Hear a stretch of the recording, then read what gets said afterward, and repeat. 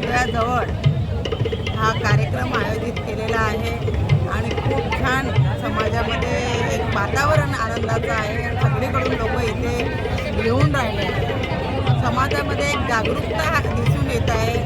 हळूहळू समाज आता त्यांना सगळ्या गोष्टीचं समज येऊ लागलेला आहे। तरी सुद्धा मी आजच्या दिवसी माझ्या समाज जिसकी गाड़ी उस तरफ लगी ना वो आगे जाओ, तो मेटानी सर्किल की तरफ है ना वहाँ गाड़ी लगाओ, यहाँ भीड़ मत लगाओ प्लीज। आम्ही या परिस्थितीतून पुढे आलेले आहोत। किले के सामने से पूरी गाड़ी हटा लो।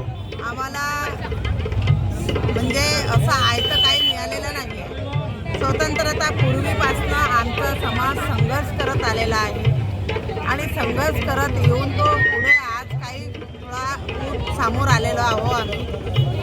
परंतु अजून आम्हाला संघर्ष करणं आहे आणि सगळ्या समाजाला एकत्रित येणं अत्यंत गरजेचं आहे। त्याच्यासोबत मी माझ्या समाजाच्या लोकांना सांगेन की बघा, हे आमचे जे मुलं आहेत, आमची जे पिढी गेली ते गेली, मात्र आता जे आमचे मुलं आहेत हे यांना शिक्षण देणं फार गरजेचं आहे। आणि जसं बाबासाहेब आंबेडकरनं म्हटलं आहे का शिक्षण हे वाघिणीचं दूध आहे, जो पिन तो ढकलेल।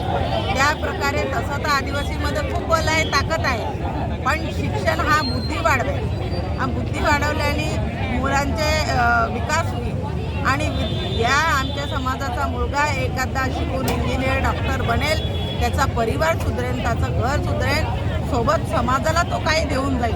हेच आजच्या प्रसंगी मी सांगू इच्छितो। जय सेवा।